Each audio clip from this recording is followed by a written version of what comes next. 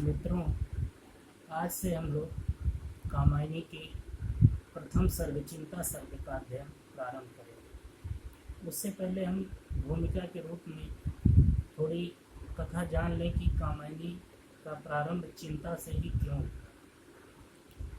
और ये जो प्रलय हुआ ये भी क्यों हुआ। तो जो कामायनी की कथा है उसका श्री गणेश होता है जल प्लावन की घटना से, और एक भयंकर जल प्लावन होता है जिसमें कि केवल एक पुरुष जो कि मनु नाम के थे वही जीवित बचते हैं, और वो देव जाति के व्यक्ति होते हैं।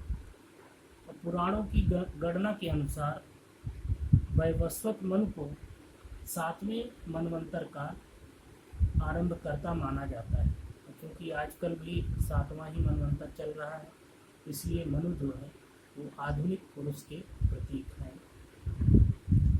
और जल प्लावन के उपरांत कथानायक मनु जो है वो हिमालय की एक पर्याप्त ऊंची चोटी पर बैठ करके जल प्रलय की घटना को देख रहे हैं, और इस जल प्रलय में उनकी समस्त देव जाति जो है वो नष्ट हो चुकी है, और जैसे तैसे वे एक नाव के द्वारा बचे हुए हैं, और उनकी नाव को एक महामत्स्य ने अपने प्रबल चपेटे के द्वारा हिमालय के एक उन्नत शिखर से ला टकराया है, और मनु उसी शिखर पर बैठ करके जल प्लावन की घटना को देख रहे हैं।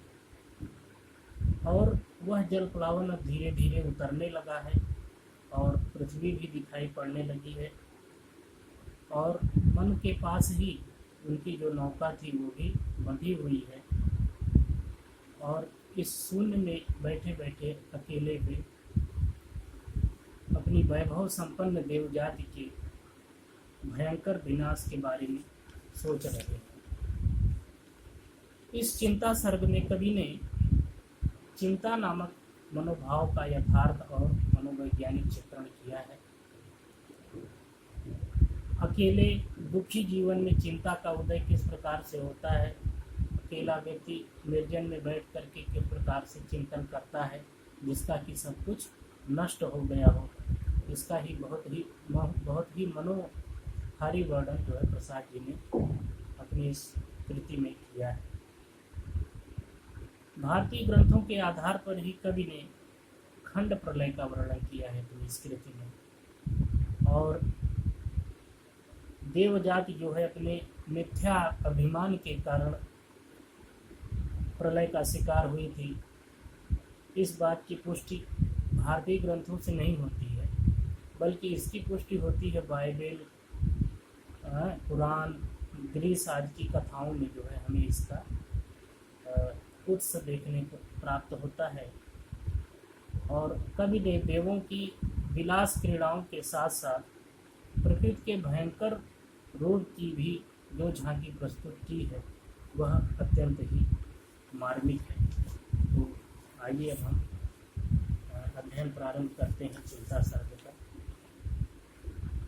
तो हिमगिर के उत्तुंग शिखर पर बैठ शिला की शीतल छां, कामायनी का जो प्रथम सर्ग है चिंता सर्ग, और ये जो पहला उद्धरण है, पहला छंद, ये हिमगिर के उत्तुंग शिखर पर बैठ शिला की शीतल छां, एक पुरुष भीगे नैनों से देख रहा था प्रलय प्रवाह। उत्तुंग माने ऊंची, शिखर मतलब होता है चोटी, शीतल छां माने विश्रामदायी आश्रय स्थल, ठीक है ना। तो प्रलय प्रवाह माने संपूर्ण देव सृष्टि को विलीन करने वाला जल प्रवाह। तो हिमालय नामक पहाड़ की ऊंची चोटी पर बर्फ से ढकी हुई एक पर्वत शिला की शीतल छाया में एक व्यक्ति चुपचाप बैठा हुआ, अनंत वैभव संपन्न देव जाति के विनाश के कारण उसकी आंखों में आंसू भरे हुए थे, और वह अपनी उन्हीं अश्रुपूर्ण आंखों के द्वारा देव सृष्टि को विलीन करने वाले उस भयंकर जल प्रवाह को देख रहा था। नीचे जल था ऊपर हिम, एक तरल था एक सघन, एक तत्व की ही प्रधानता कहो उसे जड़या चेतन। एक तत्व माने जल तत्व।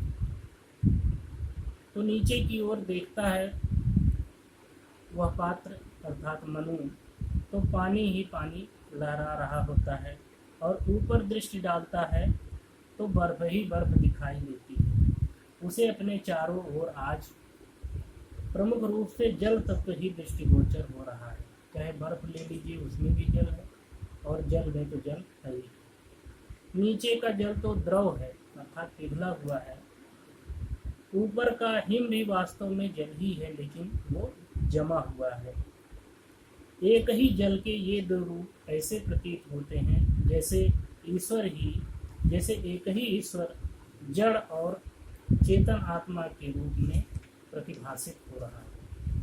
दूर दूर तक विस्तृत था हिम, स्तब्ध उसी के हृदय समान, नीरवता सी शिला चरण से टकराता फिरता पवमान। स्तब्ध मतलब जड़, स्थिर, पवमान मतलब पवन। जिस प्रकार उस व्यक्ति का हृदय इस समय किसी भी प्रकार की चेतना से रहित निश्चेष्ट था, उसी प्रकार दूर दूर तक फैला हुआ बर्फ जड़ बना बिछा पड़ा हुआ था, और शिलाएं ऐसी शांत थीं जैसे कि स्वयं शांति की भावना हो। उन्हीं शिलाओं के चरणों में जो पवन था, जो वायु के झकोरे थे, वो निरंतर टकरा रही थी। तरुण तपस्वी सा वह बैठा साधन करता सूर स्मशान, नीचे प्रलय सिंधु लहरों का होता था सकरुण अवसान। तरुण मतलब वो जो नवयुवक था, कौन अर्थात मनु, और श्मशान साधक माने तांत्रिक लोग। जब किसी ऐसे स्थान पर जहाँ पे सौदा इत्यादि किया जाता है, नदी के किनारे का भाग, वहाँ पे बैठ के अपनी सिद्धियाँ प्राप्त करते हैं, ठीक है ना। तो तरुण तपस्वी सा वह बैठा साधन करता सुर स्मशान, नीचे प्रलय सिंधु लहरों का होता था सकरुण अवसान। तो प्रलय के कारण देव जाति का विनाश हो गया था, केवल मनु ही जीवित बचे थे। वह भूमि जहाँ वे इस समय चिंतामग्न होकर बैठे हैं, देवताओं की स्मशान भूमि बन चुकी थी। अतः दूर से देखने पर ऐसा प्रतीत होता था मानो वह नवयुवक दैवी वैभव को फिर लौटाने के लिए तपस्वी के समान सुर स्मशान में बैठा किसी सत्य की साधना में लीन हो। नीचे प्रलय के कारण घोर वर्षा के जल ने जो समुद्र का रूप धारण कर लिया था, उसकी तरंगे पर्वत से आकर टकराती हैं और एक करुणा भरी गूंज उठाकर वहाँ समाप्त हो जाती हैं। उसी तपस्वी से लंबे थे देवदार दो चार खड़े, हुए हिमधवल जैसे पत्थर बनकर ठिठुरे रहे अड़े। देवदार मतलब होता है एक प्रकार का ऊंचा सीधा वृक्ष, जो कि विशेष रूप से पहाड़ों पर उगता है। धवल माने होता है सफ़ेद। तो उस तपस्वी मनु के आकार के समान ही लंबे देवदारू के कुछ वृक्ष वहाँ खड़े हुए थे, जो कि बर्फ से ढकने के कारण सफ़ेद दिखाई दे रहे थे, और पत्थर जैसे खड़े होकर जहाँ थे वहीं अड़े रह गए थे, मानो की ठंड से ठिठुर गए हों। अवयव की दृढ़ मांसपेशियाँ ऊर्जस्वित था वीर अपार, स्फीत सिराएं स्वस्थ रक्त का होता था जिनमें संचार। अवयव माने शरीर के जो अंग होते हैं, मांसपेशियाँ मतलब जो मसल्स होती हैं सारे। ऊर्जस्वित माने झलक रहा था, वीर मतलब शारीरिक चमक, शारीरिक ओज। स्फीत माने दृढ़ और उभरी हुई। सिराएं माने रक्त को वहन करने वाली, जिनमें रक्त प्रवाहित होता है। तो उसके शरीर में भुजाओं के पुट्ठे बहुत ही दृढ़ थे, ठीक है ना। और मुख पर क्या था, अपार तेज झलक रहा था, और उभरी हुई नसें थीं जिनमें कि स्वास्थ्यवर्धक शुद्ध रक्त का प्रवाह हो रहा था।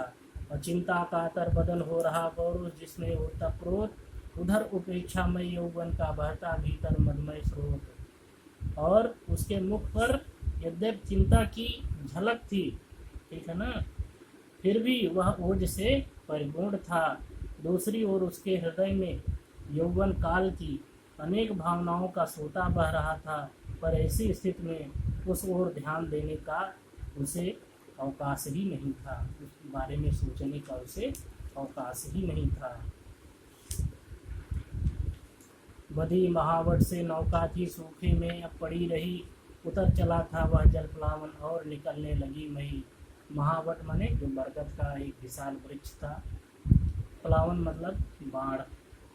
तो उसकी नौका बरगद के एक विशाल पेड़ से बंधी हुई थी और इस समय सूखी भूमि भी दिखाई पड़ रही थी। मतलब जल प्लावन जो है अब उतर चला था और पृथ्वी का कुछ भाग निकल आया था और निकल रही थी मर्म वेदना करुणा विकल कहानी सी, वहाँ अकेली प्रकृति सुन रही हंसती सी पहचानी सी। मर्म वेदना मतलब गहरी पीड़ा, करुणा विकल माने दर्द भरी। तो मनु अपनी गहरी व्यथा का वर्णन करने लगे और कहे, यह वर्णन एक दर्द भरी करुण कहानी जैसा था। इस कहानी को सुनने वाला वहाँ कोई और अन्य प्राणी नहीं था, एकमात्र प्रकृति ही मेरे इस दर्द को सुन रही थी। पर सृष्टि के प्रारंभ में ऐसी अगणित कहानियाँ सुनने की वह अभ्यस्त थी, अतः मन के दुख पर उसे कोई दुख नहीं हुआ। मन अपनी व्यथा कहते रहे और प्रकृति मुस्कुराती रही। ओ चिंता की पहली रेखा, अरे विश्ववन की ब्याली, ज्वालामुखी स्फोट के भीषण प्रथम कंप सी मत वाली। ब्याली माने होता है सरकड़ी, स्फोट मतलब फटना, मतवाली माने मस्त। तो मनु कहने लगे, हे चिंता, मेरे अंतर में प्रथम बार आज तुम एक रेखा के समान अंकित हुई हो। तुम विश्व उपवन की सरकड़ी हो, उपवन मतलब बगीचा होता है, तुम विश्व रूपी जंगल की सरकड़ी हो। तुम ज्वालामुखी पर्वत की उस प्रारंभिक कंपन के समान मतवाली हो जिसके उपरांत भयंकर विस्फोट होता है। हे अभाव की चपल बाल के भी ललाट की खल रेखा, हरी भरी सी दौड़ धूप हो जल माया की चल रेखा। ललाट माने मस्तक, खल रेखा माने क्रूर या अशुभ रेखा, हरी भरी माने हरियालीपन, चल रेखा माने चंचल रेखा। माने तुम किसी प्रकार के भाव से उत्पन्न होकर मनुष्य को अस्थिर कर देती हो।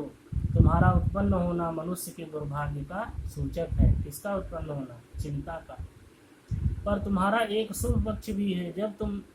जब मनुष्य तुमसे दुखी होता है तब वह आलस्य का परित्याग कर तुम्हें मिटाने के लिए दौड़ धूप करता है और उस परिश्रम के फलस्वरूप उसका जीवन हरा भरा सा हो जाता है। इस माया रूपी जगत को यदि जल मान लें तो तुम उसमें तरंग के समान हो, अर्थात वायु के आघात से जैसे जल में लहरें उठने लगती हैं, उसी प्रकार तुम्हारी प्रेरणा से मनुष्य क्रियाशील हो जाता है।